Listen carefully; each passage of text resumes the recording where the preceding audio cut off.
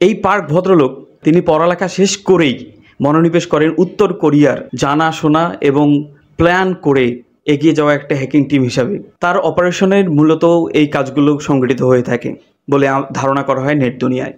তবে সত্য মিথ্যা জানি না, তিনি একজন এই লাজারাস গ্রুপের সদস্য হইতে পারে অথবা টিম লিডারও হইতে পারে। আসলে একজন মানুষ দিয়ে তো এত বড় একটা টিম মেনটেন করা যায় না। নাম্বার 2 হচ্ছে সিভি। এই সিভিটা ছিল এখানে মূল কেন্দ্র। এই সিভিটা পার্ক নামে ভদ্রলোক 2015 সাল থেকে, দেখেন এই হ্যাকিংটা কিন্তু ঘটনা ঘটেছিল 2016 সালে বাংলাদেশ ব্যাংকে, কিন্তু এই অপারেশনটা শুরু হয়েছিল 2015 সাল বা তারও কয়েক বছর আগ থেকেই।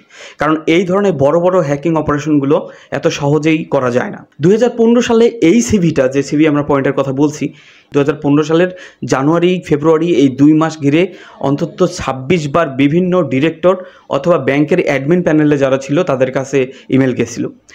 ইমেলটাতে যে ডকুমেন্ট ছিল রিজাম নামে, রেজুমি বা রিজাম নামে, সেটা ছিল রিজাম.জিপ।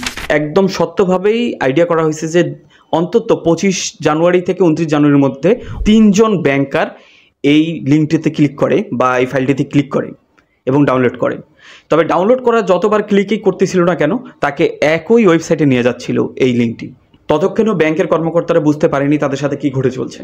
এরপরে আসলো 4টি ফেক ব্যাংক অ্যাকাউন্ট কিভাবে হয়। আমরা এরপরে আরও বিস্তারিত জানবো, আমরা শুধু জানতেছি শুরুর দিকটা। এবং এই 4টি ফেক অ্যাকাউন্টেই একদম প্ল্যান সুন্দরভাবে তৈরি করা হয়েছিল শুধুমাত্র বাংলাদেশের এই টাকা চুরি করার জন্য, যেটাতে জড়িত ছিল একজন ম্যানেজার যার নাম মায়া, জুলিয়ান, মাইকেল এবং কিমং। এখানে মায়া নামের যে ভদ্রলোক তিনি ছিলেন এই জুপিটার ব্রাঞ্চের ব্যাংক ম্যানেজার। আর সিবিসি নামের যে ব্যাংক অ্যাকাউন্টে এই 4টি অ্যাকাউন্ট খোলা হয়েছিল তিনি ছিলেন এই ব্যাংকের ব্যাংক ম্যানেজার।